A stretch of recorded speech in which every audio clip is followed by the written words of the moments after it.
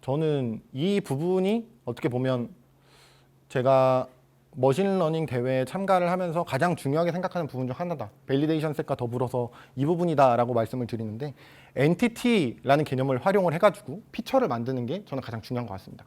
그래서 요거를 위해서 참가하는 대회마다 한 문장으로 내가 어떤 거를 해야 하는지를 서술을 합니다.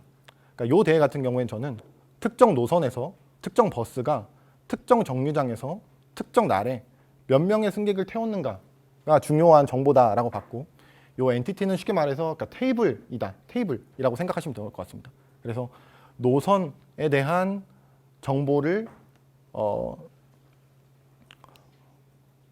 표현할 수 있는 그 컬럼들을 여러 개 만들고, 버스라는 것과 관련된 컬럼들을 여러 개 만들고, 정류장, 특정 날짜, 승객들에 대한 컬럼을 여러 개 만들어서 저희가 구축한 밸리데이션 기법에 해당 컬럼을 넣었을 때 스코어가 올라갔는지 떨어졌는지 확인을 하는 게 그 다음 목표고요. 컬럼을 본 대회를 진행을 하면서 이런 식으로 한번 생각을 해봤었어요. 그러니까 실제로 사용한 코드였는데, 맨 첫 번째로 노선과 관련해가지고 뭐 노선의 혼잡도 같은 거를 생각을 할 수 있을 것 같아요. 그래서 어떤 포인트냐면 해당 노선에 지나는 버스가 뭐 하나만 있느냐, 아니면 여러 버스가 같이 지나는 노선이냐에 대한 정보를 추가할 수 있으면 좋을 것 같고요. 그 다음에 노선이 지나는 정류장의 수는 몇 개인가 라는 점에서, 만약에 정류장의 수가 적은 노선일 경우에는 사람들이 그렇게 많이 이용하지 않을 가능성이 있어서 노선의 그러니까 정류장 수가 적으면 타는 승객 수가 적을 것이다 라는 생각도 할 수 있을 것 같고, 그 다음에 노선별로 평균 승차 인원은 어떻게 되는가 라는 점도 중요한 것 같아요. 그래서 많이 타는 노선의 경우에는 비가 오는 날이든 눈이 오는 날이든 그냥 날씨가 좋은 날이든 많은 승객들이 탈 것이고, 이거하고 관련해서 노선별로 승객의 뭐 표준 편차라든지 분산이라든지 정보를 추가를 해도 좋을 것 같고요. 요거는 내가 타는 역이 시장역인지 혹은 끝역인지, 요 기준을 시장역을 기준으로 잡을 수도 있고 끝역을 기준으로 해가지고 반대로도 잡을 수가 있어요. 그래서 저는 실험을 해봤을 때 앞에서부터 시장역 끝역을 잡았을 때, 그 다음에 뒤에서부터 시장역 끝역을 잡았을 때 모두 스코어 향상이 있어가지고 두 개 다 사용을 했었습니다. 그 다음에 버스 같은 경우에는 어떤 식으로 활용을 할 수 있을까라는 점에서 버스는 배차 간격이 있잖아요. 그래서 배차 간격이 적은 버스 같은 경우에는 특정 정거장에서 그 한 번에 버스에 탈 수 있는 승객을 생각을 해봤을 때 좀 적을 수가 있을 것 같아요. 근데 뭐 한 50분에 한 번 오는 버스다라는 경우에는 승객이 많이 기다려야 되고, 그 많은 승객이 한 버스에 타기 때문에 배차 간격과 승객 수는 어느 정도 영향이 있을 것 같다라고 생각을 했었고요. 요 주요 고객 연령층도 영향이 있을 것 같다라는 생각을 했었는데, 요 컬럼은 여기 테이블을 봐주시면 요 트레인과 테스트 이외에 주최 측에서 제공한 정보가 기록되어 있는 테이블이 하나가 있어요. 요 칼럼에는 어떤 정보가 담겨 있느냐라고 확인을 해보면, 요 유저 아이디 카드에는 각각의 유저를 식별할 수 있는 키가 있고요. 예를 들면 누가 누군지는 모르겠지만 이게 뭐 A라는 유저를 의미할 수가 있고, 요게 B라는 유저를 의미할 수가 있어요. 그래서 요 기록을 통해서 어떤 유저가 어떤 노선을 탔고, 그다음에 그 버스의 아이디 번호는 무엇이고 며칠 몇 시에 탔으며 정거장은 어디이고와 같은 정보를 이용을 할 수가 있어요. 그러면은 요거를 통해서 알 수 있는 게 그 특정 정거장에 타는 승객들의 뭐 데모, 인구 정보라든지, 그래서 성별이 남자가 많은지 여자가 많은지, 뭐 남자가 몇 프로인지, 혹은 연령대로 생각을 해가지고 노인의 비중이 많은지, 아니면 뭐 20대, 30대의 비중이 많은지, 10대의 비중이 많다면 그곳은 뭐 학교 근처나 학원가가 될 수도 있고요. 그래서 이런 정보들을 넣을 수도 있습니다. 뭐 일 운행 횟수 같은 피처를 추가할 수도 있고, 이런 식으로 해가지고 각각의 엔티티별로 어떤 피처를 추가할 수 있는지 리스트업 하는 게 중요하다고 생각을 했습니다. 그래서 요 점은 뭔가 외부 데이터가 사용이 가능하다면 그 점을 생각하는 것도 좋을 것 같아요. 그러니까 우리가 대중교통을 탈 때를 생각을 해보면 비가 오는 날에는 좀 더 많이 사람이 있는 것 같다라고 생각을 하는 게 있어서 이 기상 정보가 중요하지 않을까라는 생각을 했었어요. 그래서 기상청에 들어가서 제주도의 그 강우량, 그 다음에 뭐 운집량, 그 다음에 온도 같은 데이터를 수집을 하고 모델에 넣어봤을 때 이 대회 데이터 같은 경우에는 기온은 큰 영향이 없었고요. 오히려 스코어를 안 좋게 만들었고, 그 다음에 전날에 비가 얼만큼 왔느냐, 그 다음에 해당 데이터 룰에 따라 특정 일의 15시 전까지의 데이터만 쓸 수 있었어요. 그래서 오전 시간대에 비가 얼만큼 왔느냐, 그 다음에 12시부터 15시까지의 비가 얼만큼 왔느냐의 칼럼을 추가를 했을 때 조금의 스코어 향상이 있었습니다. 그 다음에는 이제 요일 정보를 추가할 수 있고요.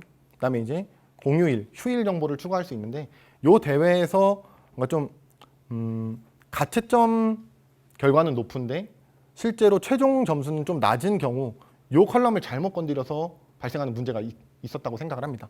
어떤 문제냐면 저희의 데이터셋에 있는 날짜는 일단 요 구간이 있습니다. 요 구간에서 공휴일은 여기에 해당하는데요. 여기에는 일단 추석입니다. 그래서 13일을 기준으로 12일과 14일이 모두 공휴일이다 라는 정보를 추가할 수 있는데요. 10월을 한번 생각을 해보면 10월은 또 공휴일이 두 개가 있습니다. 하나는 10월 3일 개천절이고 하나는 10월 9일 한글날인데요. 똑같은 공휴일이지만 과연 추석에 준하는 공휴일인가? 라는 점을 한번 테스트 해볼 필요가 있어요. 그래서 맨 처음에는 추석과 개천절, 그 다음에 한글날 모두 그 공휴일이다 라고 모델을 하나 만들었을 때하고, 그 다음에 아니다, 추석은 공휴일이지만 나머지는 그렇게 센 공휴일은 아니다 라 그래서 보통 변수를 만들 때 공휴일이 아닌 경우는 0, 공휴일인 경우는 1, 그 다음에 한글날과 개천절은 0.5로 줘가지고 모델을 만들었던 적이 있습니다. 그래서 그 경우에는 0.5로 잡았을 때가 스코어가 조금 높았던 것 같아서 이런 점도 좀 유념해 주셔가지고 나중에 활용하시면 좋을 것 같습니다. 이렇게 해서 제주도 버스와 관련해서는 어떤 칼럼들을 만들 수 있을지에 대한 말씀을 드려봤고, 다음은 그 스타크래프트2 대회 데이터를 가지고 어떤 정보를 어떤 칼럼들을 만들 수 있을까라는 말씀을 드려보고 싶은데요. 그러니까 스타크래프트2 데이터는 로그 방식으로 데이터가 제공이 되었습니다. 혹시 스타2 데이터 보신 분 계신가요? 네, 많이 계시네요. 네, 그 데이터는 경기 시작부터 경기 종료일까지의 각각의 A라는 플레이어가 B 플레이어가 있으면 몇 분 몇 초에 어떤 행동을 했다, 뭐 공격을 했다, 유닛을 뽑았다에 대한 정보가 있어요. 그래서 저는 본 대회를 참여하면서 본 대회는 어떤 맵에서 A와 B와 전투를 벌이는 거다. 그래서 엔티티를 만들 때는 크게 플레이어에 대한 칼럼을 하나 만들어야 되고, 그 다음에 맵에 대한 칼럼을 만들어야 되고, 그 다음에 전투에 대한 칼럼을 만들어야 된다라고 생각을 했어요. 그래서 플레이어에 대해서는 어떤 게 의미가 있을까라는 점에서 과거의 게임 기록이 있으면 좋을 것 같다라는 생각이었는데, 요거는 실제로 구할 수 없기 때문에 사용을 하지 못했고요. 그 다음에 종족 정보는 활용을 했었습니다. 그 다음에 맵과 관련해서는 실제로 A라는 플레이어가 B라는 플레이어가 어떤 맵에서 플레이어했는지에 대한 정보는 없었어요. 그래서 그거를 어떤 식으로 데이터를 보면 유추할 수 있었냐면, 대회에는 카메라의 위치가 어딨냐에 대한 로그를 알 수 있었습니다. 그래서 플레이어마다 카메라의 위치의 왼쪽 끝, 오른쪽 끝, 위쪽 끝, 아래 끝 쪽, 아래쪽 끝을 살펴보면은 그저 카메라의 위치로 사각형의 각 끝점의 위치라든지, 그다음에 맵의 사이즈 등을 파악할 수 있을 것 같았고, 그다음에 시작 위치도 명시되어 있진 않았지만 게임이 시작이 딱 됐을 때, 그러니까 타임이 0초일 때 A라는 플레이어가 어디를 봤느냐, B라는 플레이어가 어디를 봤느냐 하면 보통 스타크래프트 하신 분들은 자기 본진이 있는 진영을 본다는 것을 알실 수 있을 텐데요. 그 점을 통해서 뭐 시작 위치가 어디 있느냐라는 것을 또 파악할 수 있을 것 같아요. 그래서 마지막으로는 전투에 대한 정보인데, 플레이어 A에 대한 로그 내역, 그러니까 뭐 1분부터 2분까지 몇 개의 유닛을 뽑았는가, 그다음에 뭐 전투를 몇 번 진행했는가에 대한 로그 내역이 있을 수 있고, 그다음에 중요한 거는 A와 B가 어떠한 교전 전투, 어떠한 뭐 인플레이 게임 내역이 있었느냐. 그러니까 A가 B에 비해서 일꾼을 몇만큼 많이 뽑았는가, A가 B에 대해서 카메라를 몇 번 더 자주 확인했는가에 대한 정보가 있을 수가 있어요. 그래서 이런 식으로 피처를 만든다라는 계획을 세우고, 이 대회에서만 통용될 수 있는 방법이긴 한데요. 좀 더 다른 방법으로 스코어를 올릴 수 있는 개념도 있었습니다. 그래서 요 해당 대회 같은 경우에는 저 논리대로 제가 테이블을 만들고 학습에 이용할 거라면 플레이어 A에 대한 정보가 있을 수 있고요. 요 칼럼들입니다. 요거는 플레이어 B에 대한 칼럼들이 있을 수 있습니다. 그 다음에 맵에 대한 정보도 있어야 되니까 요거는 맵에 대한 정보고요. 그 다음에 하나로는 A-B라고 표현을 하겠습니다. A가 B보다 얼마만큼 뭐 유닛을 많이 뽑았는가에 대한 정보가 있을 수 있고, 여기에 대해서 뭐 B가 이겼으면 1로 표시가 되어 있고 A가 이겼으면 0이라고 표시가 되어 있었어요. 그래서 뭐 누가 이겼는지를 W로 해서 요거를 예측하는 문제였습니다. 근데 이 개념을 한번 잘 생각을 해보면 데이터를 2배로 뻥튀기 시켜서 좀 학습에 사용할 수 있는 데이터를 늘릴 수 있는 방법이 있는데요. 어떻게 하냐면 A와 B의 위치를 바꿔줍니다. 여기에는 B라는 플레이어가 있는 거고요. 여기에는 뭐 A라는 플레이어가 있는 겁니다. 그리고 이 맵에 대한 정보는 바뀌지 않으니까 동일한 거고요. 그 다음에 이 인터랙션 부분에서 A가 B보다 얼마나 많이 뽑았는 게 아니라 B가 A보다 얼마나 덜 뽑았냐로도 칼럼값을 만들 수 있습니다. 그래서 B가 A보다 얼마나 많이 뽑았냐. 이 경우에는 값이 뒤집히기 때문에 기존의 값이 1이었다면 여기서는 0이 되는 거고요. 저 위의 값이 0이었다면 여기는 1로 되는 겁니다. 그래서 예를 들어 A와 B가 쌓였다. 그럼 여기에는 A가 이겼다 라는 정보가 이 인터랙션을 통해 포함이 된다면 여기는 B와 A가 쌓였다. 인터랙션을 반대로 뒤집어 놓고 레이블을 반대편으로 추가해가지고 테이블이 로우가 100개 있으면 여기도 100개 추가해서 200개를 만들 수 있었어요. 이런 식으로 생각을 해볼 수도 있다라는 점을 말씀드리고 싶었습니다. 네, 다음으로는 이제 로컬 트레인, 로컬 테스트를 사용하지 않고 전체 데이터셋을 사용을 해가지고 저희가 앞에 살펴본 그 엔티티를 가지고 피처를 어떻게 붙일 수 있는지, 그다음에 그 피처를 추가를 했을 때 모델의 성능이 높아졌는지 혹은 낮아졌는지 확인할 수 있는 방법은 무엇인지까지만 예시로 하나 살펴본 다음에 쉬는 시간 갖도록 하겠습니다. 먼저 데이터를 로드를 해주고 위와 똑같이 레이블 인코딩을 적용을 해주겠습니다.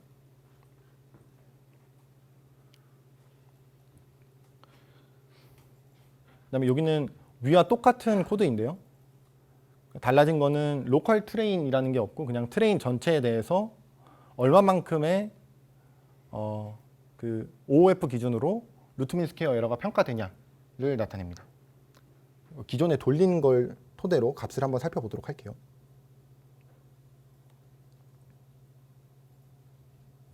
네, 그래서 이 정도가 나왔는데요. 레이블 인코딩만 시키고 라이트 GBM을 썼을 때 루트민 스퀘어 에러는 2.68 정도 나온다. 다른 사람들과의 한번 점수를 비교를 해보면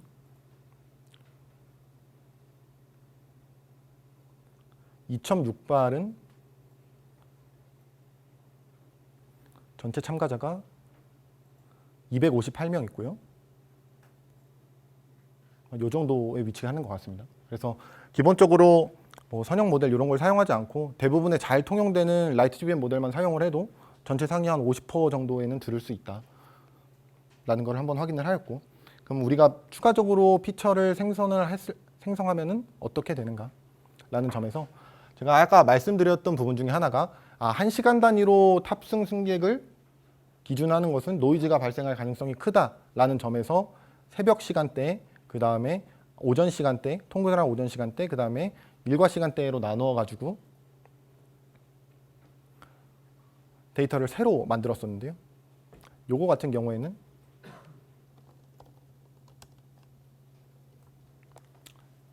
실제로 기법을 적용을 해보면 시간별 데이터가 없어지고 오전 시간, 새벽 시간대, 오전 시간대, 저녁 시간대에는 총 몇 명의 승객이 탔는지로 일단 데이터 형식을 변환시켰습니다. 그 다음에 모델 학습을 진행을 시켜봤는데요. 여기서 확인 결과는 오른쪽 통해서 한번 확인을 해보도록 할 거고요. 아까의 기준이 2.68이었는데 지금도 변함없이 2.68로 나옵니다. 근데 주목해야 될 점은 무엇이냐? 우리가 이렇게 변환을 한 이유는 1시간 단위로 승객 수를 보면은 오버피팅이 좀 나올 것 같다라는 점인데, 그 점에서 트레인에 대한 스코어는 1.98, 1.66, 1.92, 1.79, 2.11 정도로 2점 초반대 아니면 1점 후반대에 뭉쳐 있는 것을 확인을 할 수 있고요. 그와 반대로 아무것도 건드리지 않는 시간별 정보는 1.52, 1.51, 2.08, 1.47, 1.62 정도로 1점 초중반쯤에 몰려 있는 것을 확인할 수 있어요. 그래서 밸리데이션 스코어를 통해서는 큰 차이가 없을지 모르지만 뭔가 바뀌고 나서 오버피팅에 좀 더 잘 대처할 수 있는 모델이 만들어진 것 같다라고 해석을 할 수 있어서 저는 1시간 단위보다는 제가 설정한 기준에 따라서 추가적으로 모델링을 진행을 하였습니다. 날짜 정보인데요. 날짜 정보 같은 경우에는 아까 우리가 맨 처음에는 제거를 했지만 요일별 정보나 공휴일 정보를 추가할 수 있다라는 점을 피처 생성하는 그 부분에서 얘기를 했었는데, 그 부분은 어떻게 할 수 있냐라는 것은 트레인에 먼저 요 데이트라는 것을 칼럼을 조회를 해봅니다. 그래서 가장 먼저 확인해야 될 거는 요 데이트라는 컬럼 타입이 요 데이트 타임인지 혹은 스트링인지를 확인을 해야 돼요. 그래서 데이트 타임 같은 경우에는 저희가 바로 표현을 할 수 있는 함수가 있지만, 만약에 이게 스트링 타입으로 됐다 그러면 어떤 식으로 처리를 하시면 되냐, 판다에 toDateTime이라는 함수가 있습니다. 그래서 예시를 보여드리기 위해서 dateTime이라는 컬럼의 타입을 스트링으로 먼저 바꿔볼게요.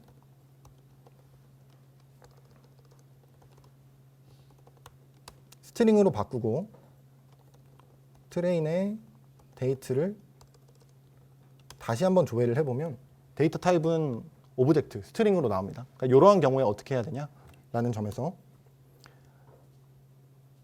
판다 to 데이트 타임을 적용을 시켜주면은 트레인의 데이트 타임, 요게 이런 식으로 변하는 것을 확인할 수 있고요. 여기서 어떤 것들을 할 수 있냐라는 점에서 먼저 dt를 입력하시면 여기서부터 내가 연도를 확인하고 싶다 그러면 year라고 쓰시면 2019년이 확인이 되고요.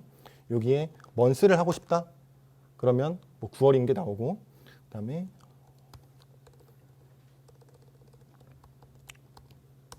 요일 정보를 하고 싶다 그러면 뭐 이렇게 일요일은 월요일이 0, 그 다음에 뭐 일요일이 2 이렇게 해가지고 요일 정보가 나옵니다.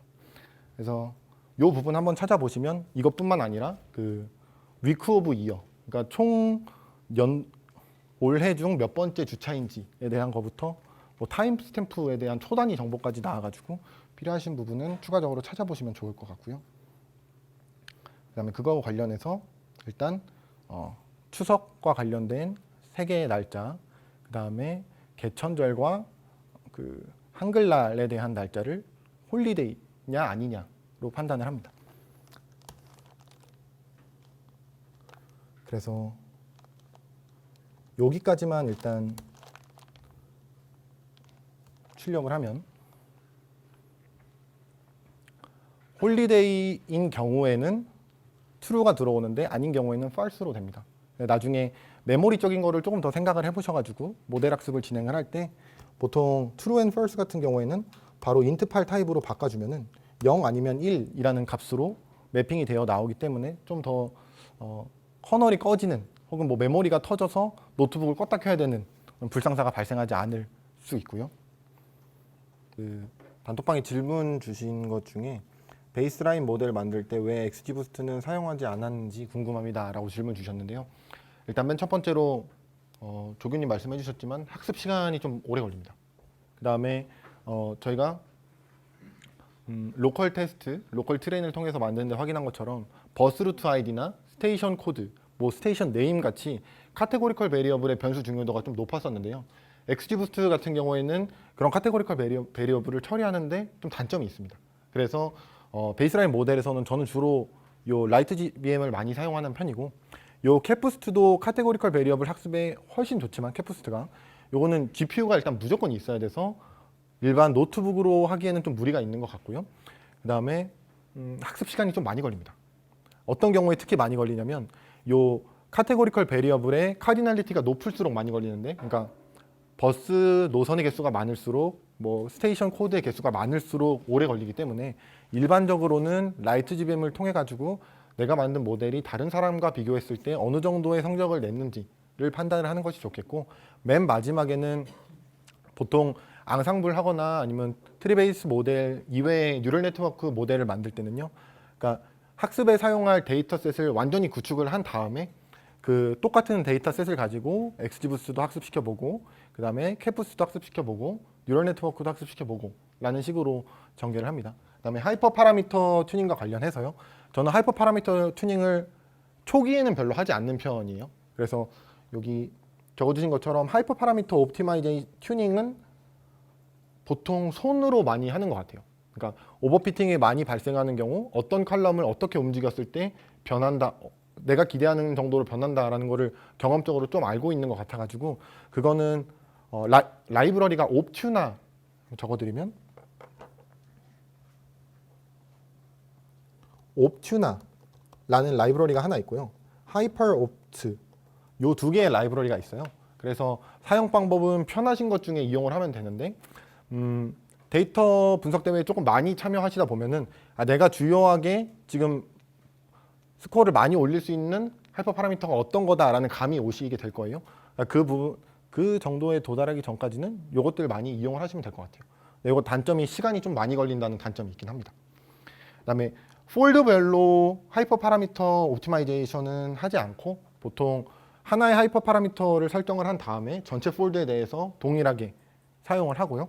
그다음에 저번에 전 시간에 질문 주셨던 것 같은데, 그 얼리 스타핑을 사용을 했을 때 어디까지 모델 학습이 진행이 되는 건지, 그러니까 제가 초기에 설정한 넘 라운드까지 진행이 되는 건지, 아니면 그 뭐 밸리데이션 로스는 증가하고 트레인 로스가 감소하기 시작하는 지점에 멈추는 건지에 대해서는 여기 표를 보시면 이해하기 쉬우실 것 같아가지고요.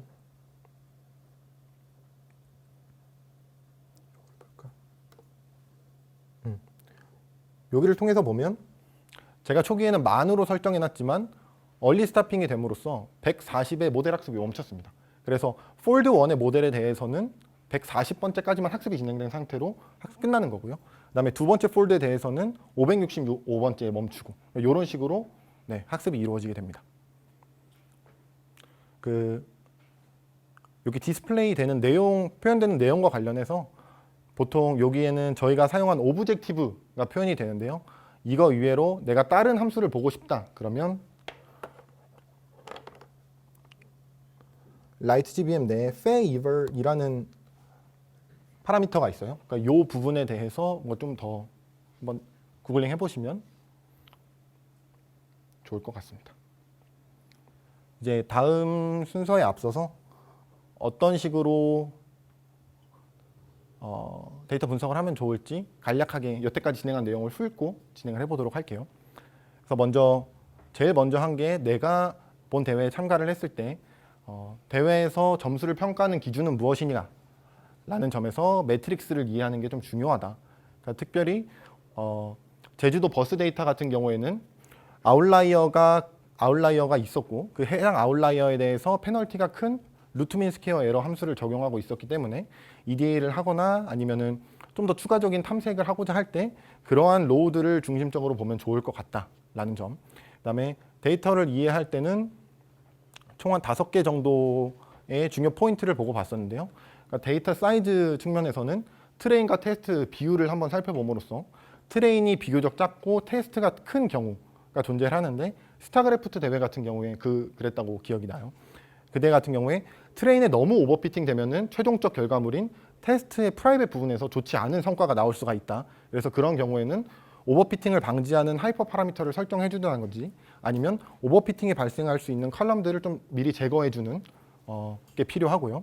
그다음에 트레인과 테스트는 어떻게 분리되어 있냐라는 점에서 저희가 제주도 대회는 시계열적으로 9월 데이터는 트레인, 그다음에 10월 이후의 데이터는 테스트에 분리된 것을 확인하였고, 이를 바탕으로 로컬 트레인, 로컬 테스트를 만들어 가지고 홀드아웃셋을 적용하지 않아도 K폴드를 적용해서도 어느 정도 로버스트한 밸리데이션 셋이 만들어진다라는 것을 확인을 하였습니다.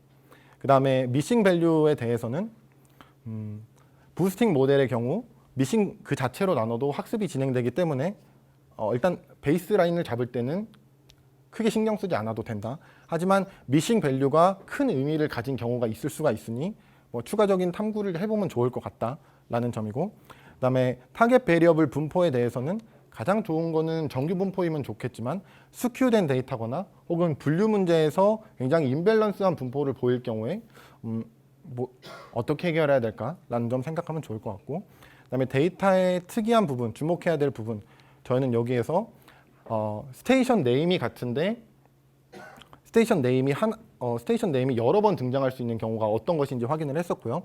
그 다음에 노선별로 정류장을 특정하기 위해서 스테이션 코드를 써야 될지 스테이션 네임을 써야 될지를 한번 확인을 함으로써 어떤 부분을 예측해야 되는지 좀 더 목표를 명확하게 할 수 있었던 것 같습니다.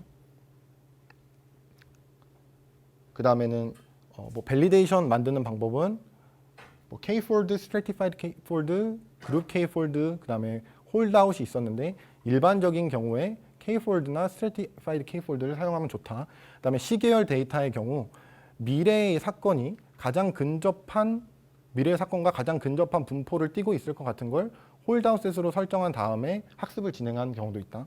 이 경우에는 하이퍼 파라미터 튜닝을 이 구간에서만 진행을 하게 되는데, 만약에 이 구간과 이 구간이 우리가 예측한 것과 달리 큰 차이가 있다면 좀 최종 결과에서 좋지 않을 수가 있다라는 점이고요. 베이스라인은 모델을 만들 때 보통 라이트 GBM 하나만을 사용을 하지만 선형 모델하고 비선형 모델, 그러니까 트리 베이스 모델을 같이 활용을 하는 게 좋다. 그러니까 어떤 점에서냐면 해석을 할 때 리니얼 모델 같은 경우에는 코에피션트의 절대값이 큰 값들을 보면서 선형 모델의 경우 어떤 값들이 중요한 의미를 지녔는지 확인을 할 수 있고, 요 트리 베이스 모델 같은 경우에는 피처 임포턴스가 높은 칼럼들을 주의 깊게 살펴봄으로써 같은 정보를 얻을 수 있습니다.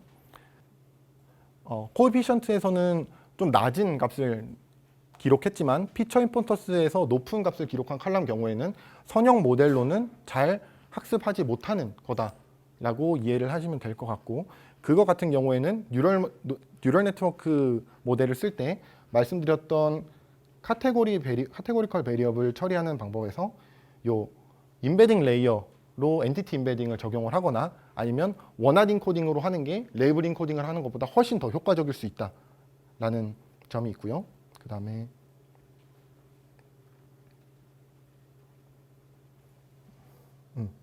요 PDP 플랫을 통해서 나머지 모든 칼럼 값은 고정이 되어 있고 특정 칼럼 값이 변함에 따라서 인과적으로 타겟 베리어블이 어떤 식으로 변하는지 확인을 할 수 있다라는 점과, 피처를 만들 때 저는 보통 엔티티 단위로, 그러니까 테이블 단위로 특정 단어에 대해서 어떤 피처를 추가하면 좋을 것 같다라는 거를 리스트업 한 다음에 그 피처를 실제로 만들 수 있으면 만들어 보고 요거가 실제로 모델 스코어에 좋은 영향을 미치는지 혹은 나쁜 영향을 미치는지는 기존에 만들었던 밸리데이션 셋을 통해서 스코어를 확인을 한다라는 점이 있었고요.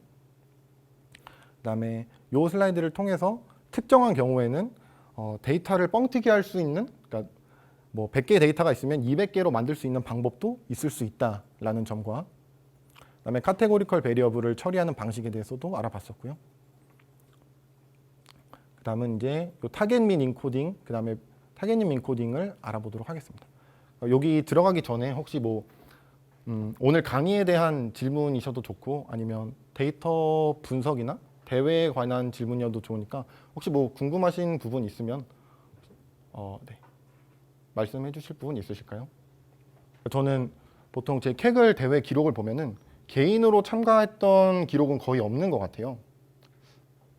그러니까 대회 참여 기록을 보면은 전부 다 다른 사람들과 같이 팀을 이뤄서 참가를 했던 경우가 많은데, 이런 부분에는 저는 잘하는 영역이 다른 사람과 팀업을 하는 게 가장 좋은 것 같아요. 그러니까 만약에 대학생이거나 대학원생일 때 공모전을 준비한다 그러면 누구는 분석을 잘하는 분은 분석을 하거나 모델링 잘하는 부분은 모델링을 하거나 아니면 또 PT를 잘하는 부분은 그쪽 부분에 집중을 할 수도 있을 텐데 캐글이나 데이콘 같이 모델의 성능을 극대화시키는 부분에 대해서는 분석을 통해서 뭔가 인사이트를 도출할 수 있는 분이 있으면 그쪽에 초점을 맞추고, 그다음에 저 같은 경우에는 데이터 피처를 최대한 좀 의미 있는 피처를 많이 생산을 해서 정형 그러니까 부스팅 관련해서 스코어를 좀 짜내는 데 강점이 있는 것 같아요. 그래서 저는 그 부분에 강점이 있으니까 전체적으로 파이프라인을 그릴 수 있는 사람하고 뭐 시너지가 잘 맞았던 것 같고, 그다음에 딥러닝 모델을 좀 더 잘 만들 수 있는 분과 팀워크가 잘 맞았던 것 같아요. 그래서 개인적으로는 내가 가지지 못한 부분의 능력을 많이 가지고 계신 분과 팀업을 하면은 좀 더 많은 배움도 있을 수 있고 모델 최종적으로 결과도 더 좋을 수 있지 않을까라는 생각입니다. 그래서 팀을 구하는 게 되게 어려운 것 같아요. 개인적으로 생각을 하기에. 저도 스터디를 통해서 팀을 구한다기보다는 보통 캐글 대회 참가를 하면은 나와 비슷한 위치에 있는 사람들한테 메시지를 많이 보내는 편이거든요. 그래서 거절당하는 경우가 거의 대부분이지만 가끔 서로 뭔가 이익이 맞아서 팀업을 하는 경우에는 좀 배우는 일이 되게 많은 것 같아요. 배우는 부분이 되게 많은 것 같아요. 그래서 저는 만약에 대회에 참가하신다면은 이미 하시고 계실 수도 있겠지만 좀 더 다양한 분들과 많이 팀을 이뤄 참가를 하는 게 개인적으로 되게 많이 의미 있었다라고 말씀드리고 싶습니다. 혹시 또 다른 분들도 계실까요? 네. 공개된 커널이랑 디스커션에 있는 내용을 다 따라가면은 은메달은 무리 없이 딸 수 있을 거라고 생각을 해요. 그러니까 한 5%에서 10% 사이의 성적을 받기 위해서는 한 달에서 두 달 정도 대회에서 나오는, 예를 들면 뭐 이런 대회 같은 경우에 그 같이 대회에 참가하는 사람들이 올리는 커널이 있어요. 그래서 어떤 뭐 여기는 LSTM이 있고 어떤 모델은 버트가 있고, 그래서 각각의 모델은 어떠한 부분에서 뭐 강점이 있고 이런 부분들을 공부를 한 다음에 디스커션에서 뭐 매직이라고 표현을 하는 경우도 있고, 혹은 내가 어떤 부분을 해서 스코어가 많이 뛰었다라는 부분이 있을 수가 있어요. 그래서 그런 부분을 계속 팔로우 하시면서 공부를 하시면은 첫 번째, 두 번째 대회 때는 좀 힘들 수가 있겠지만 한 세 번, 네 번 진행하신다면은 충분히 가능할 거라고 생각을 합니다. 이게 진입 장벽이 제 생각에 그렇게 크게 높지는 않은 것 같아요. 한두 번까지는 엄청 높은데 그 사이클만 한번 경험을 하시면은 되게 친절하신 분들이 많아요. 그래서 이분들 거 따라오시다 보면은 좋은 결과 나올 수 있을 것 같습니다. 혹시 다른 질문 있으실까요?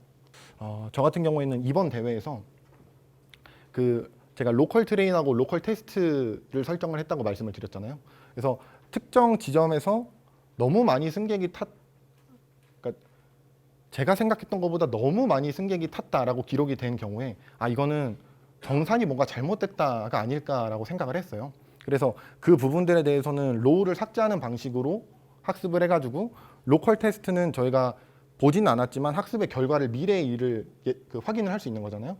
그래서 그 부분을 로컬 트레인에서 삭제를 했을 때와 삭제하지 않았을 때가 로컬 테스트의 결과에 어떻게 영향을 미치는지 정도로 확인을 해서 특정 로우를 삭제했을 때 로컬 테스트의 스코어가 많이 올라갔다. 그러면 그런 아웃라이어들은 제거하는 게 맞는 거다 라고 파악을 하면 될 것 같고, 아니면 그 아웃라이어가 있어야 되는 상황이 있을 수가 있어요. 그러니까 예를 들면 특정한 경우에 예를 들면 정말 가정이지만 목요일 6시부터 7시에는 같은 노선을 가는 버스 중에 A, B, C, D가 있으면 A, B, C는 운행을 안 하고 D만 운행을 하는 경우가 있을 수가 있을 거예요. 이런 경우 같은 경우에는 해당 로우를 삭제해버리면 나중에 똑같은 그런 사건이 발생하지만 기존에 모델이 학습된 예시가 없어가지고 스코어를 좀 많이 떨어뜨릴 수가 있어요. 그래서 이런 경우에는 삭제하지 않는 게 정답일 수도 있어서, 결론적으로는 그 로컬 트레인, 로컬 테스트 혹은 밸리데이션 셋을 잘 잡으신 다음에 거기서 할 수 있는 실험을 모든 걸 다 하시는 게 제일 좋은 것 같아요. 복합적으로 하는 것 같아요. 그러니까 어떤 피처 같은 경우에는 실제로 의미가 있지만 그러니까 100개의 피처가 기존에 있었는데 하나의 피처를 추가했다 그래서 스코어가 원래 의미 있을 피처인데 다른 어떤 피처와의 교호작용이 이상하게 작용이 돼가지고 스코어가 많이 떨어지는 것처럼 나올 수가 있어요. 근데 이 101번째 피처는 나중에 제가 만들 한 104번, 105번 피처가 교호작용이 굉장히 잘 돼서 스코어가 엄청나게 좋게 나올 수도 있는 거거든요. 그래서 일단은 제가 만든 피처는 다 기록을 해놓는 편인 것 같아요. 그러니까 하나하나 기록하는 경우도 있지만 말씀해주신 그런 그러니까 제가 방금 말씀드린 그런 경우도 있기 때문에 기본적으로는 하나하나 체크를 하지만 맨 마지막에 피처 셀렉션을 할 때는 그 여태까지 만든 모든 피처들을 피처 셀렉션 한 다음에 최종 결과를 활용하는 식으로 하고 있어요. 그래서 거의 모든 게 다 실험의 영역인 것 같아가지고 자원이 좀 풍부하고 데이터가 적으면 이런 식으로 실험을 많이 할 수 있는데요. 요즘 캐글 데이터가 굉장히 커지는 것 같아요. 근데 데이콘은 그나마 작아가지고 이런 식으로 실험을 할 수 있는데 모델 학습하는데 한 2시간, 3시간 정도 걸리는 경우에는 많이 힘들 것 같아요.